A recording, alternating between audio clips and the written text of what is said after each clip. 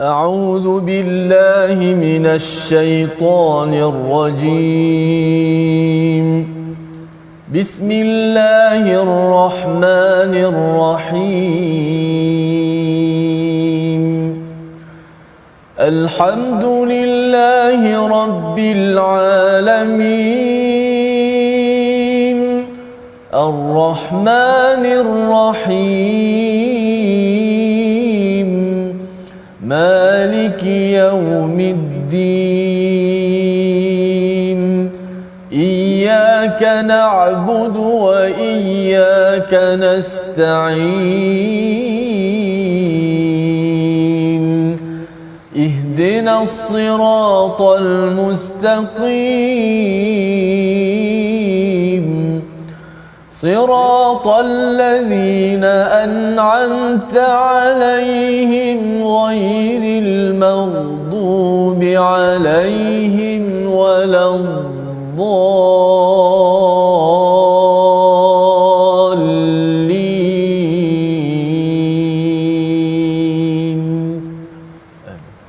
Assalamualaikum warahmatullahi wabarakatuh. Alhamdulillah wassalatu wassalamu ala Rasulillah wa ala alihi wa man wala syada la ilaha illallah syadana Muhammadan abduhu wa rasuluhu. Allahumma salli ala sayidina Muhammad wa ala alihi wa sahbihi ajma'in. Amma ba'du. Apa khabar tuan-tuan dan puan yang dirahmati Allah sekalian? Kita bertemu dalam My Quran Time baca faham amal pada hari ini untuk kita meneruskan halaman seterusnya daripada juz yang ke-30, dan hari ini kita berada pada surah yang ke-85, surah Al-Buruj, satu surah yang amat indah, penuh dengan panduan-panduan hidayah, memberi semangat kepada para sahabat, memberi semangat kepada kita.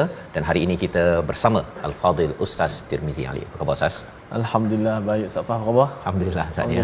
Lagi sonok hari ini Ustaz ni kita nak masuk ke surah Al-Buruj pada hari ini ya. Imam-imam selalu baca surah ini, dan harapnya Ustaz ya, dengan bacaan kita belajar hari ini bersama tuan-tuan yang di rumah, di pejabat, kita dapat menambahkan semangat kita setiap kali kita mendengar imam membaca, ataupun kita sendiri Ustaz kan membaca surah ini, kita akan makin-makin peka lagi bahawa perjuangan tidak pernah selesai kecuali apabila kita ini sudah pun bertemu Allah Subhanahu Wa Taala. Mari kita mulakan majlis kita pada hari ini dengan doa kita. Subhanakala ilmalana illa ma 'allamtana innaka antal alimul hakim rabbi zidni ilma. Ya Allah, tambahkanlah keberkatan, kebahagiaan, rezeki dengan ilmu yang kita peroleh pada hari ini. Mari kita saksikan apakah ringkasan sinopsis bagi halaman 590.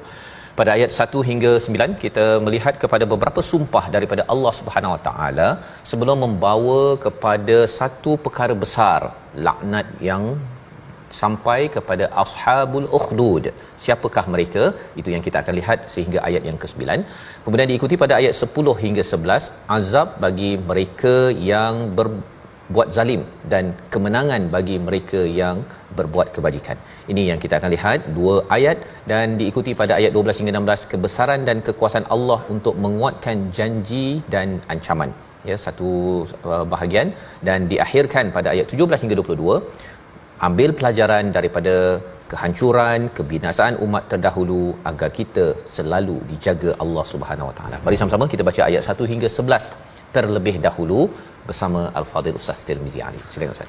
Baik, alhamdulillah, terima kasih Al-Fadil Ustaz Fazrul, penonton-penonton, sahabat-sahabat Al-Quran dikasihi sekalian. Alhamdulillah, syukur kepada Allah Subhanahu Wa Taala kita dapat sama-sama mengaji, teruskan share, tekan butang share dan juga sebarkan majlis ilmu kita My Quran Time baca faham amal.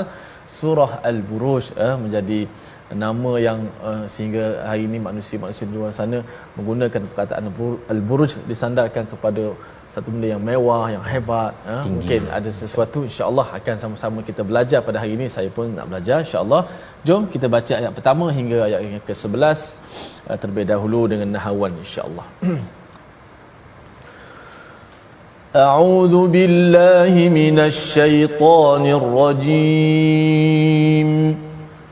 Bismillahirrahmanirrahim. والسماء ذات البروج واليوم الموعود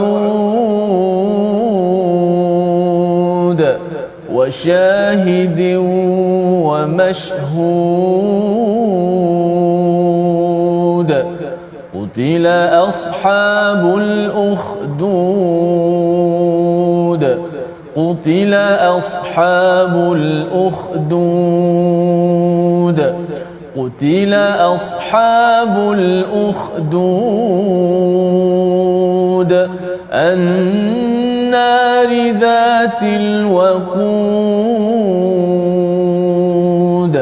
إذ هم عليها قعود وهم على ما يفعلون بالمؤمنين شهود وما نقموا منهم إلا أن يؤمنوا بالله العزيز الحميد الذي له ملك السماوات والأرض والله على كل شيء شهيد إن الذين فتنوا المؤمنين والمؤمنات ثم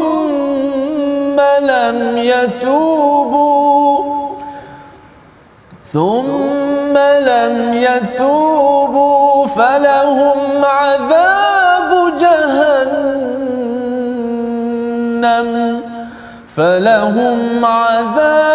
جهنم ولهم عذاب الحريق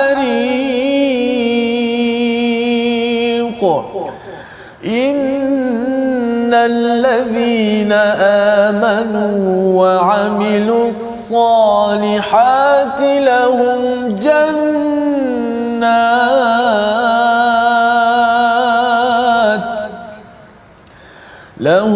جنات تجري من تحتها الأنهار لهم جنات تجري من تحتها الأنهار ذلك الفوز الكبير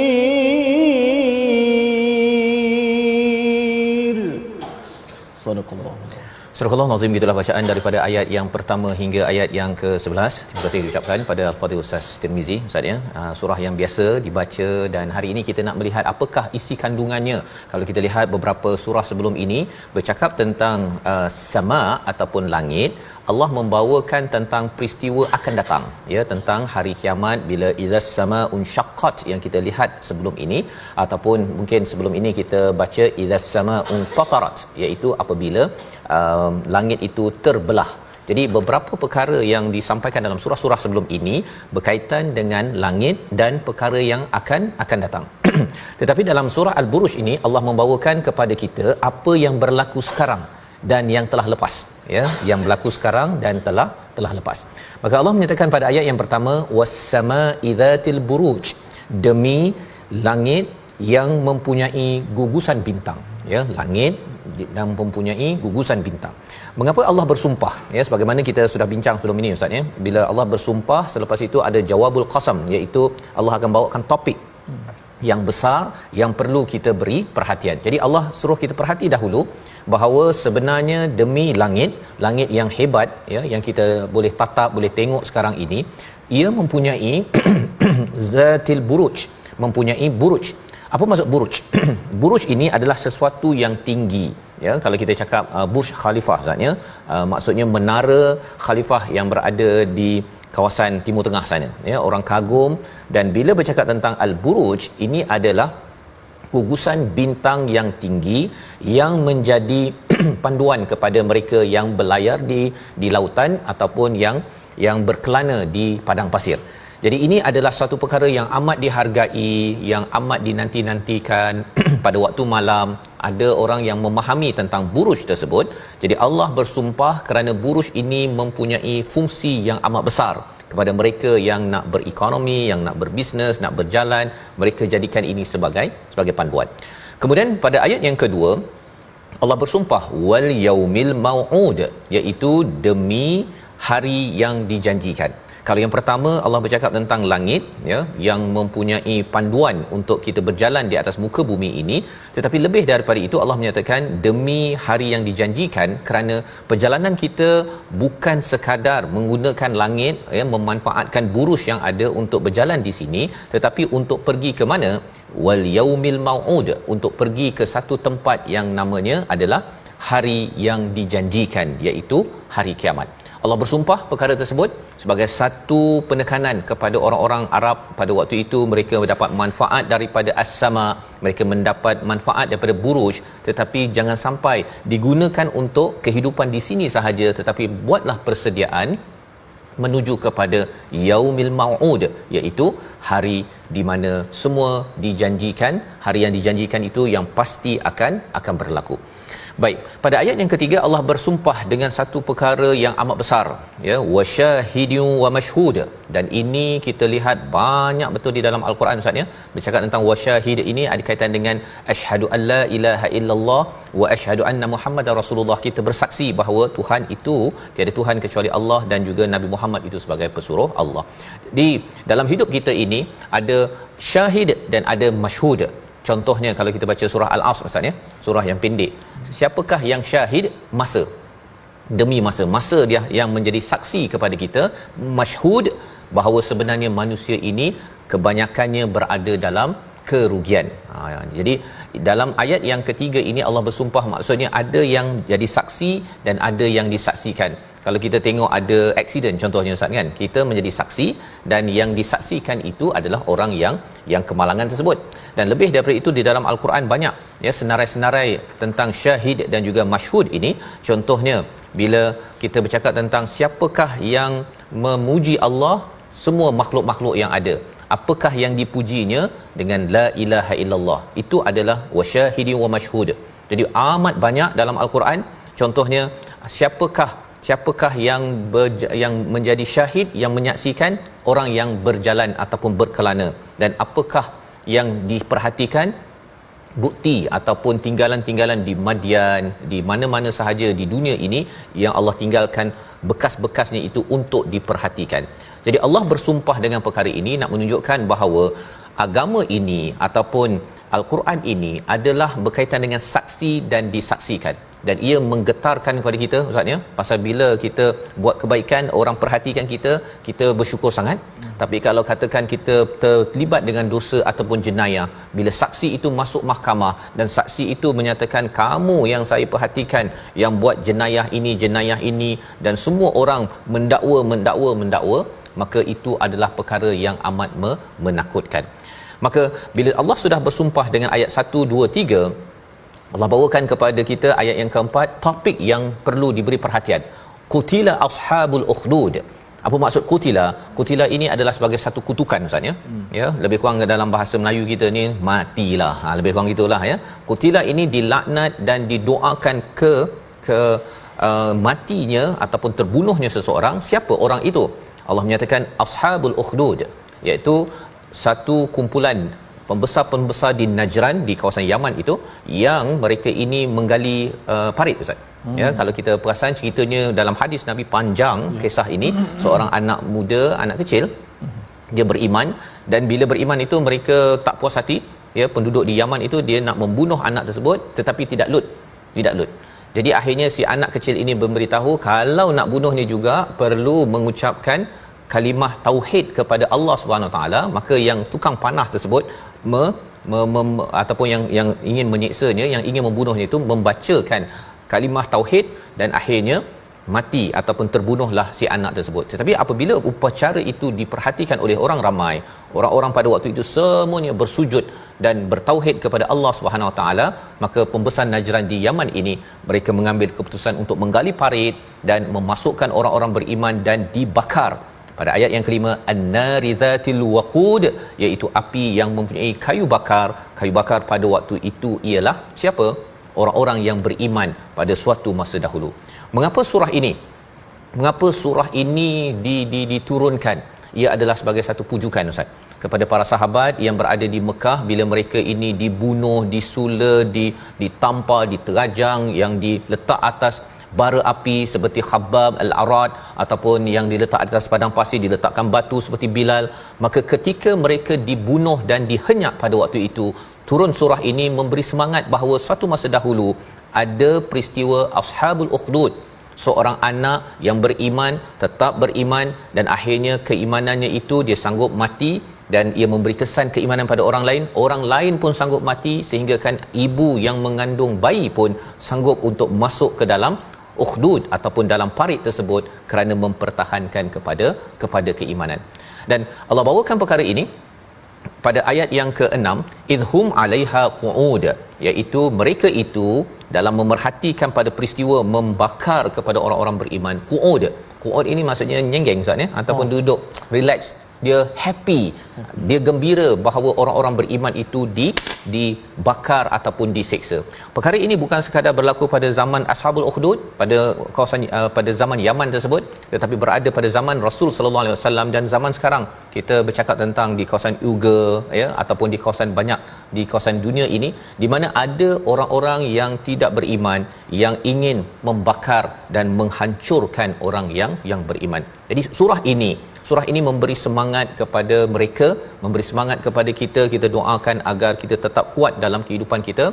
Allah menyatakan pada ayat yang ke-7, wahum ala ma yaf'aluna bil mu'minina syuhud. Mereka menyaksikan apa yang mereka buat kepada orang beriman itu. Mereka saksikan, mereka betul-betul sedar bahawa mereka berbuat satu kemungkaran, kerosakan di atas muka bumi ini. Ayat yang ke-8 dan ke-9 adalah satu ayat yang memberi inspirasi, panduan kepada kita bagaimana melihat kepada realiti ini ya, realiti pada zaman Nabi dan juga realiti pada zaman ini jika ada orang-orang beriman yang dikutuk, dihenyak ataupun sampai dibunuh. Kita baca sekali lagi ayat yang ke-8 dan 9 bersama Al-Fadhil Ustaz Tirmizi. Sila Ustaz. Baik, masya-Allah, tabarakallah. Bukan sahaja menggunakan Al-Buruj sebagai satu nama dan lambang, tapi isi surah Al-Buruj begitu menginsafkan kita, menyebabkan kita sentiasa untuk bermuhasabah. Mudah-mudahan disebut an-nari dzatil waqud, yang berapi, yang mempunyai kayu bakar ketika mereka duduk di sekitarnya. Mudah-mudahan kita Allah Subhanahu Wa Taala berikan keselamatan insya-Allah. Ayat ke-8 dan ke-9 Safas ya.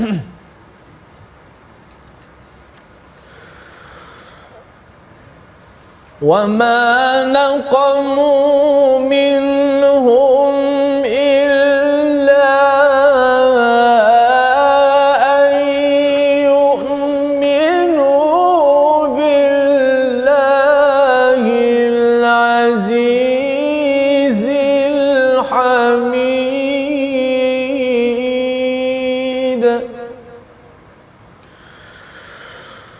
وَمَا نَقَمُوا منهم إلا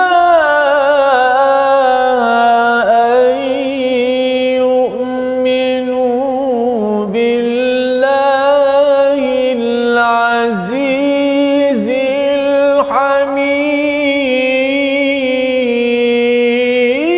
الحميد الذي له ملك السماوات والأرض والله على كل شيء شهيد. صدق الله. Surah Al-Azim ayat yang ke-8, dan mereka menyeksa orang-orang mukmin itu hanya kerana mereka beriman kepada Allah yang Maha Perkasa, yang Maha Terpuji. Ini adalah realiti.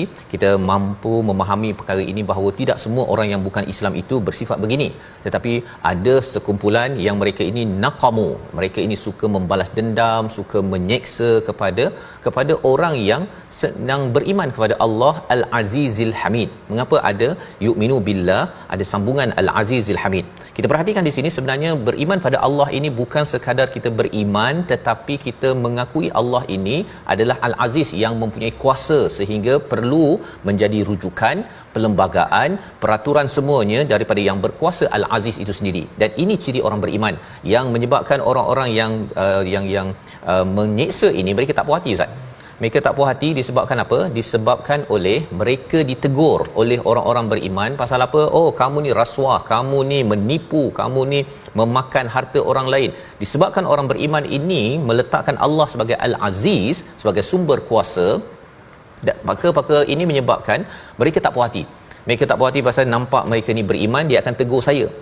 Orang-orang begini tak kisah kalau orang beriman, ya, orang Islam, dia sembahyang seorang-seorang, tak kacau orang lain ataupun tak tegur orang nak rasuah ke, nak bunuh orang ke, nak curi apa sebagainya, dia tak kacau, dia okey. Tetapi bila seseorang itu mengambil Allah ini Al-Aziz, dia tak puas hati. Dia merasakan bahawa orang ini sedang mencabar dia, yang pertama, dan yang keduanya, Allah ini adalah Al-Hamid. Mereka selama ini harapkan merekalah yang diangkat, yang dipuji, tetapi rupa-rupanya orang beriman ni tak nak puji pun, tak nak kipas-kipas kepada orang ini. Mereka ingin hanya memuji kepada siapa? Allah Subhanahu Wa Taala. Jadi dengan hal ini, dengan keimanan begini, mereka merasakan bahawa mereka tidak dapat kuasa, mereka tidak mendapat apa yang mereka inginkan, maka akhirnya mereka menyeksa, naqamu, ya, menyeksa kepada orang-orang yang beriman. Dan lebih daripada itu, mengapa kita puji kepada Allah Subhanahu Wa Taala? Ada jawapan pada ayat yang ke-9 yang kita akan lihat selepas rehat nanti.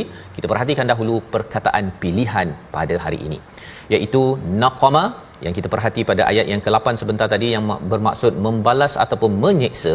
17 kali disebut di dalam Al-Quran. Allah nyatakan bahawa sebab mereka menyeksa bukan kerana apa? Kerana mereka beriman tahap Al-Azizil Hamid, kerana meletakkan Allah itu sumber kuasa. Dia tidak mahu orang lain lawan Allah, dan dia menghargai Allah lebih daripada menghargai manusia, sehingga kan mereka rasa bahawa kami tidak boleh mendapat apa yang kami inginkan. Kita berehat sebentar, kembali My Quran Time, baca faham amal insya-Allah.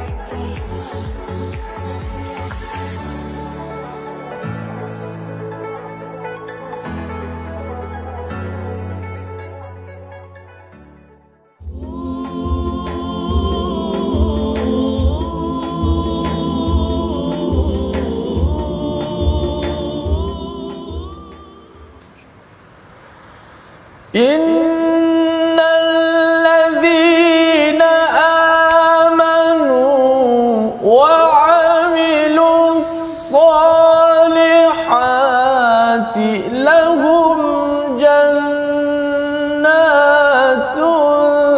تجري من تحتها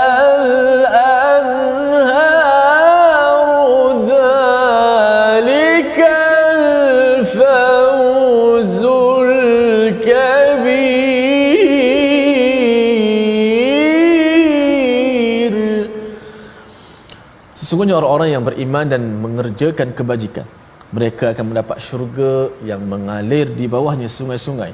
Itulah kemenangan yang agung. Zalikal fawzul kabir. Itulah kemenangan yang agung. Banyak sekali isyarat Al-Quran, Ustaz Fas, yang menyebut orang-orang yang masuk syurga nanti. Itulah sebenarnya kemenangan yang hakiki. Faqad faz dalam surah Al-Hajj, faizun, dan ini fauzul kabir, kemenangan yang sebenar, kejayaan yang hakiki bila dapat melangkah masuk ke syurga. Alhamdulillah sahabat-sahabat sekalian. Sebelum kita kepada bahagian yang kedua, terima kasih pada sahabat-sahabat terus setia dalam My Quran Time. Kita dah masuk juzuk 30. Dan sahabat-sahabat, kita nak ngaji tajwid sikit sebelum kita nak meneruskan kepada bahagian yang kedua. Kita lihat slide kita yang mana pada ayat innahu huwa yubdi'u wa yu'id wa huwal ghafurul wadud dzul 'arsyil majid fa'alul lima yurid. Pertama sekali kita tengok hebat Allah Subhanahu wa taala. Kembalikan kepada Allah Ya Allah Taala boleh menyusun Al-Quran kalamullah begitu hebat. Semuanya mati dengan qalqalah dal belaka kat situ. Pada ayat yang contoh kita letak ayat 13 hingga ke 16 itu innahu huwa yubdi'u wa yu'id, ada qalqalah dal mati. Qalqalah sini semuanya yang di hujung-hujung ketika wakaf kita panggil qalqalah apa? Pertama qalqalah sughra, yang paling kecil lah, paling bawah. Yang kedua qalqalah wusta, pertengahan, wusta. Dan yang ketiga qalqalah kubra, yang paling kuat. Di sini qalqalah apa? Sahabat-sahabat sekalian boleh jawab dekat ruangan Facebook. Sini jawapannya ialah qalqalah yang kedua, itulah qalqalah wusta, pertengahan. Kenapa? Dal itu dimatikan ketika wakaf dan tidak ada tasydid pun di atasnya. Maka kita baca innahu huwa yubdi'u wa yu'id wa huwal ghafurul wadud dzul 'arsyil majid fa'alul lima yurid. Sama je semua. Jangan kita baca ramai di kalangan pembaca membacanya seakan-akan dal tu ada sabdu, padahal tak ada. Dia baca macam ni, innahu huwa yubdi'u wa yu'id Allah wa huwal ghafurul wadud Allah dzul 'arsyil majid fa'alul lima yurid. Dia lambatkan satu, lepas tu ditekankan dal tu, seolah macam dal bersatu. Tambah sabdu macam tambah huruf bila baca Quran. Jangan tambah sabdu. Dzul 'arsyil majid, macam tu je. Qul huwallahu ahad, jangan ahad. Jangan. Kalau ada sabdu boleh baca macam tu, bil haqq. Kalau ada sabdu, kalau tak ada sabdu, kita jangan beratkan sampai macam qalqalah yang kubra yang ada sabdu. Hati-hati wallahu a'lam. Terima kasih ucapkan pada Ustaz Tirmizi untuk sama-sama memberi perhatian kepada qalqalah Ustaz ya. Menarik di ayat yang ke-14, 15, 16, 17 itu berkaitan dengan qalqalah dal sebentar tadi, dan jangan lebih-lebih Ustaz kan bagi sekadarnya. Dan kita perasan sebenarnya daripada ayat yang ke 11 bertukar kepada ayat 12 itu hujungnya berbeza Ustaz ya. Dan memang topik berbeza. Tak ada apa mulai. Tak ada apa berbeza Ustaz ya. Jadi subhanallah, itu al-Quran ya, yang apabila Allah menyusunnya ini tak mampu dibuat oleh manusia. Baik. Kita ingin meneruskan pada ayat yang ke-9 ya.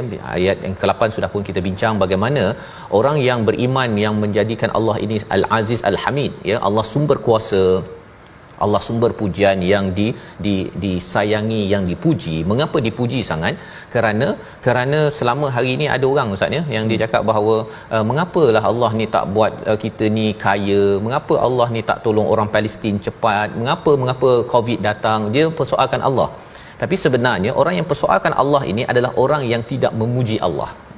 Ya, dia datang kerana dia tidak meletakkan Allah ni segala-gala pujian, yang melaksanakan perkara yang baik-baik ya.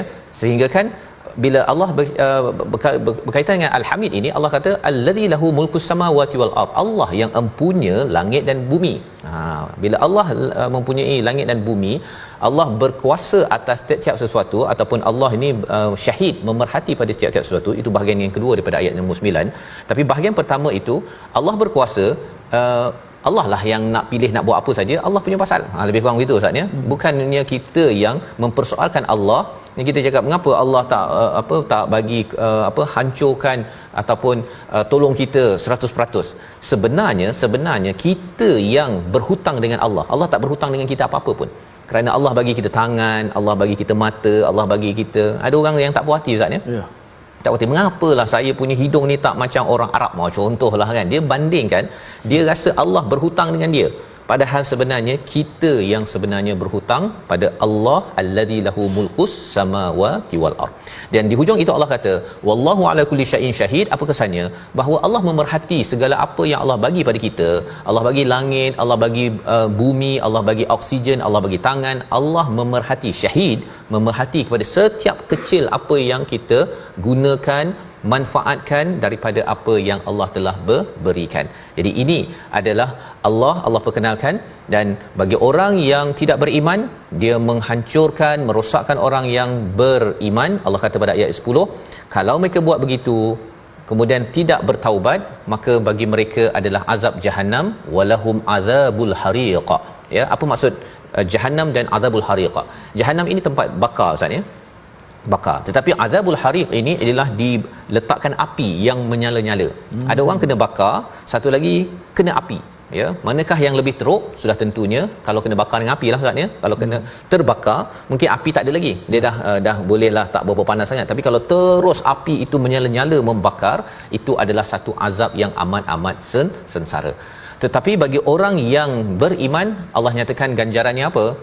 Innalladzina amanu wa amilus solihat lahum jannatun tajri min tahtihal anhar. Kita selalu jumpa ayat ini, tapi beri perhatian kepada perkataan walahum pada falahum pada ayat yang nombor 10, dan pada ayat nombor 11 tak ada fa, Ustaz ya.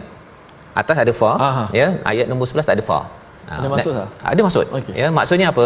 Maksudnya kalau orang yang buat jahat ini, yang menyeksa orang beriman, maka kesannya itu mereka akan diberi azab Jahannam, walahum azabul hariq. Buat jahat, kesannya Jahannam, azabul hariq. Tetapi bagi orang yang berbuat iman dan beramal soleh ini, dia bukan fa.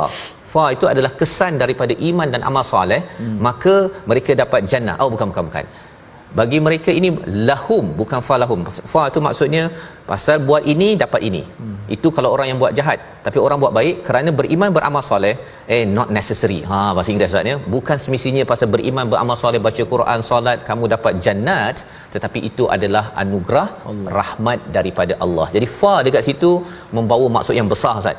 Ya, sehingga kan ia menyebabkan kita, okey, saya baca Quran, saya solat, saya beriman beramal soleh, ya Allah tolong beri kami rahmat untuk kami mendapat jannatun tajri min tahtihal anhar. Kerana mata sahaja yang Allah beri, salah satu daripada kuasa Allah, nak banding dengan amal kita, Ustaz ya, tidak terkira ya. Mungkin kita tak cukup pun baca Quran, kalau nak bayar mata ni kena khatam Quran mungkin setiap jam sekali kot. Ya. Jadi di sini Allah beritahu zalikal fauzul kabir, di hujung itu ini adalah kejayaan yang besar. Dalam Quran ada fauzul azim, fauzul kabir, fauzul mubin. Jadi bila menggunakan fauzul kabir ini, pasal Allah dah beritahu tentang satu ganjaran yang besar ya. Kalau fauzul azim yang paling besar, biasanya ayat itu akan cerita pasal syurga ni banyak sangat, Ustaz. Banyak nikmat fauzul azim. Yang ini pertengahan, tapi kalau pendek saja cakap pasal syurga, fauzul mubin. Dan lebih daripada itu, fauzul kabir ini maksudnya apa? Kerana orang-orang beriman dipandang kecil oleh orang-orang yang tidak beriman. Mereka menyeksa, masukkan dalam parit, dibakar, dihenyak, dibunuh, dipandang kecil. Rupa-rupanya kerana kamu dipandang kecil, tetapi Allah memandang besar, Allah berikan fauzul kabir. Berubah muzik, berubah topik, ayat 12 hingga 22. Apakah isinya? Kita baca dahulu bersama Al-Fadhil Ustaz Tirmizi. Silakan. Baik, alhamdulillah sahabat-sahabat, begitulah adanya Allah Subhanahu Wa Taala, disebabkan perbuatan kita, maka Allah Subhanahu Wa Taala berikan bagi orang yang beramal soleh, dengan rahmatnya kita dapat masuk syurga, insya-Allah, mudah-mudahan. Amin. Kita nak sambung pada ayat yang ke-12 hingga 22. A'udzu billahi minasy syaithanir rajim. Bismillahirrahmanirrahim. Inna batsha rabbika lasyadid. Innahu huwa yubdi'u wa yu'id. Wa huwal ghafurul wadud. Dhul arshil majid. Fa'alun lima yurid. Hal ataka hadithul junud. Fir'auna wa thamud. Balil ladhina kafaru fi takdhib. Wallahu min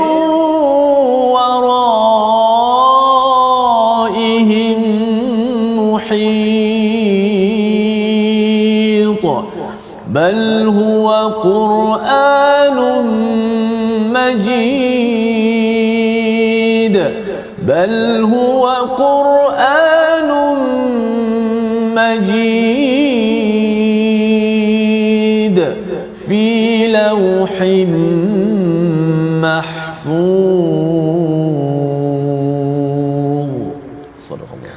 Surah Al-Nazim, itulah bacaan ayat 12 hingga 22 mengubah kepada apakah topik yang sedang dibawakan ya. Pada ayat yang 11 tadi Ustaz ya bercakap tentang orang beriman, beramal soleh, mereka ini dapat syurga, di bawahnya itu ada air yang mengalir, sungai-sungai ya, bukan satu sungai, bukan satu syurga, tapi banyak kebun syurga, banyak syurga dan banyak sungai, dan airnya bukannya bertakung yang mungkin berbau busuk ya, tetapi tajri ya, berjalan, bergenang. Baik.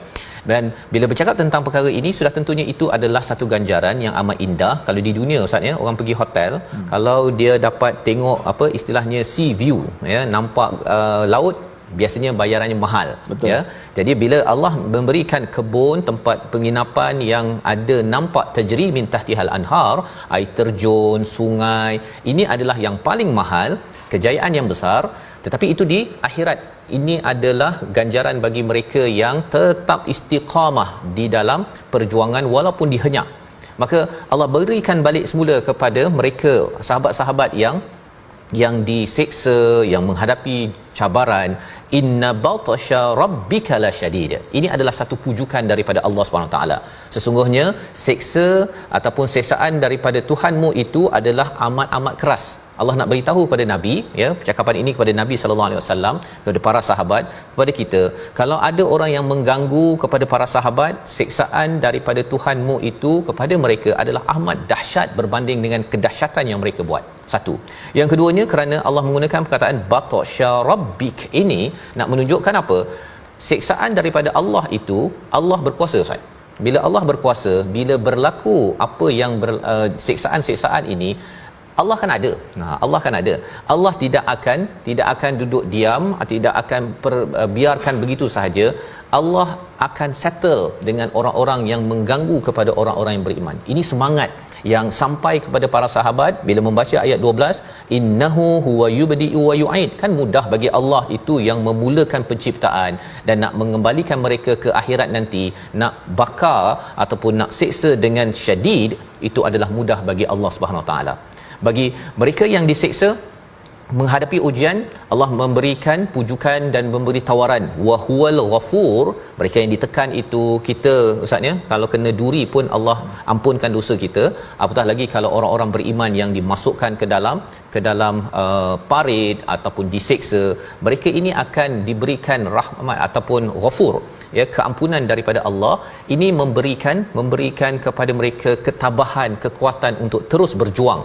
Kepada kita semua, walaupun ada cabaran untuk melaksanakan tugas sebagai ayah, ibu, pemimpin, terus berjuang kerana kita tahu bahawa Allah sedang menawarkan ghafur, keampunan kepada kita. Dan mungkin ketika kita menghadapi cabaran itu, kita merasakan ada setengah orang kata Ustaz ya, Allah ni tak sayang saya. Ya, sebabnya saya ni kena bunuh ke, saya kena cedera ke, saya kena kutuk dan sebagainya. Kalau kita terus berada pada jalan iman dan amal soleh, ada cabaran, Allah mengatakan wa huwal ghafurul wadud. Allah sayang. Allah sayang, bukannya Allah tak sayang. Jangan cakap pula ini Allah tak sayang lah ni menyebabkan saya ni dapat anak begini, dapat cabaran di tempat kerja begini. Bukan. Mereka yang kena masuk parit, ini makin lagi susah Ustaz kan. Maksudnya si contohnya Habab yang kena berbirat belakang, kena bakar tersebut, boleh sahaja bila kena pada waktu ini dia akan cakap bahawa mungkin Allah tak sayang, itu sebabnya Allah biarkan saya begitu. Tetapi Allah menyatakan apa? Wa huwal ghafurul wadud. Allah Maha Pengampun. Allah nak ampunkan mereka, dan Allah ini amat sayang kepada mereka, bukan benci. Yang bencinya ialah kalau kita selesa hidup tetapi tidak beriman, tidak beramal, malah membuat kerosakan di atas muka bumi ini. Baik. Dan kemudian lebih daripada itu, Allah yang penyayang ini dinyatakan pada ayat 15, Dzul Arsyil Majid. Allah yang memiliki arasy yang mulia, arasy yang hebat. Jadi dengan kehebatan Allah ini menyayangi kita akan rasa amat tenteram, dan lebih daripada itu, fa'alul lima yurid. Allah boleh buat apa saja. Allah boleh buat apa sahaja, bukan kita persoalkan Allah, tetapi kita kena persoalkan diri kita. Apa yang saya buat untuk saya mendekatkan diri, mendapat keampunan, kasih sayang daripada Allah Subhanahu Wa Taala. Sebabnya pada ayat yang ke-19 dan ayat yang ke-20 kita baca dua ayat yang memperingatkan kepada kita tentang mereka yang mendustakan. Apa kesannya? Bersama Al-Fadhil Ustaz Tirmizi. Silakan Ustaz. Baik, alhamdulillah kita dah dengar bagaimana kupasan-kupasan daripada surah Al-Buruj. Sekarang ni berada di hujung ayat. Mudah-mudahan dapat sama-sama kita ambil pengajaran. Dan kita nak baca pada ayat 19 dan 20 Ustaz. Terus sampai 22 lah Ustaz. Sampai 22 senang sekaligus ya. 19 hingga 22 sebagai penutup bahagian surah Al-Buruj ini. A'udzubillahi minasyaitanir balil ladzina kafaru fi takdzib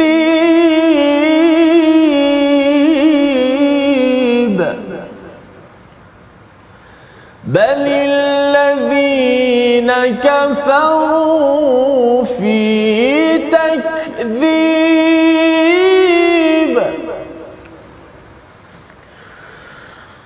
wallahu min waraihim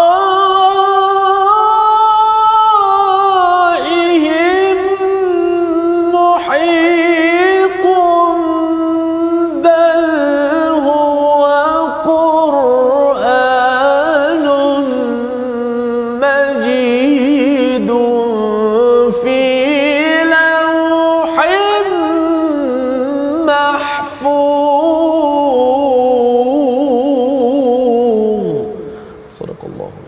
Surah Al-Nazim ayat yang ke-19, memang orang-orang kafir itu yang selalu mendustakan ketika Nabi menyampaikan kebenaran Al-Quran itu sendiri.